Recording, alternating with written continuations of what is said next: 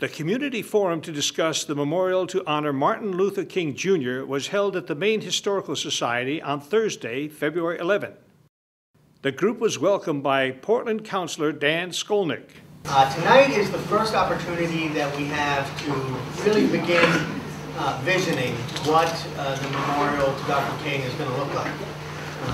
We spent a lot of time over the last year plus talking about where and how and what should it reflect and so forth.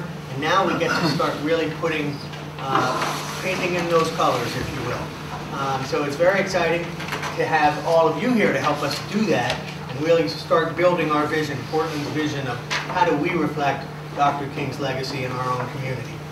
Rachel Talbot Ross, co-chair of the Martin Luther King Jr. Commission, described the purpose of the forum. What we'd like to do is walk through a couple of slides and presentations, and really Terry's going to guide us in an interactive discussion this evening as we go through all the slides. Terry Duane of the Portland Public Art Committee showed a slide presentation of examples of memorials around the world to stimulate discussion for ideas of the design for the King Memorial. Somebody in my office, after they were looking at these slides, said, well, what are your ideas for the memorial? And I said, I have no idea, but that's what tonight's all about.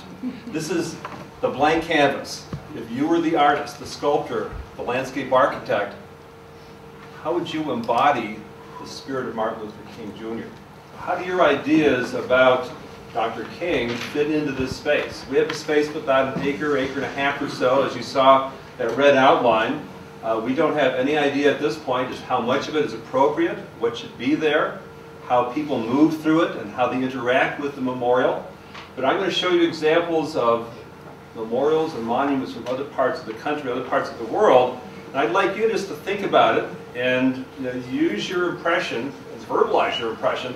Is this something that you think might be appropriate here in Portland, Maine, and Bayside? Are there bits and pieces of what you see on the screen? Someone told me the other day there's something like 600 memorials to Dr. King in various parts of the United States. We have a member of our Portland Public Arts Committee who's taking notes here, and we're going to be using that as part of the request for proposals. Alex Jaggerman of Portland Planning and Urban Development showed details of the Bayside Trail and location of the King Memorial.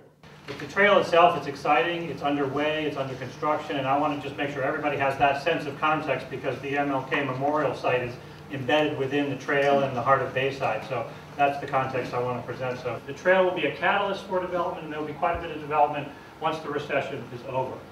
We're all looking forward to that.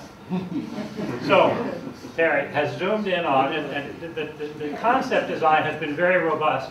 And what we will see in the spring, right now, if you haven't noticed, there has been a lot of construction. All the underground work is done, all the grading is done, all the capping of the contaminated soils is done, or will be done in the spring. And the final plan will include the paved trail, the stone dust walkway, all the loaming and seeding, so there will be greenness there. There won't be, as I mentioned, all those trees. Those are a later phase. The decorative pavers, we did purchase and we will be installing the decorative pavers. So the sort of palette of materials is there. The white canvas is there, the green canvas, if you will, with the pavement and the trail in its raw form, and then ready for the next phase, which will be some landscaping, some public art, and, of course, an MLK Memorial something.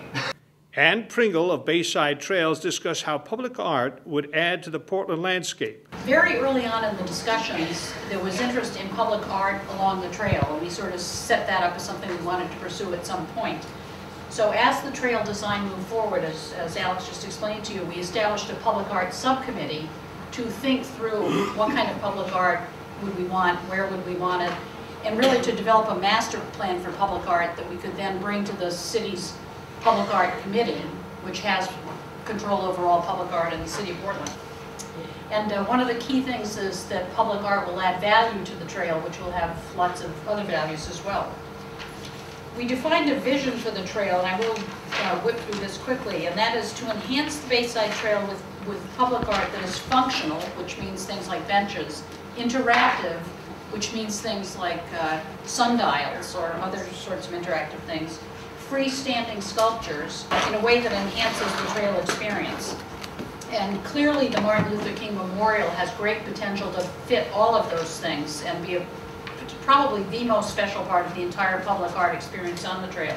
I will emphasize again, though, that if you know people who are not able to attend either one of these forums, that there is the opportunity to email and to stay in touch and to submit comments by email. That will always be available from start to finish for this project. So please pass along the email and encourage people to contribute in that way. This is Steve Horowchek reporting for Community Update.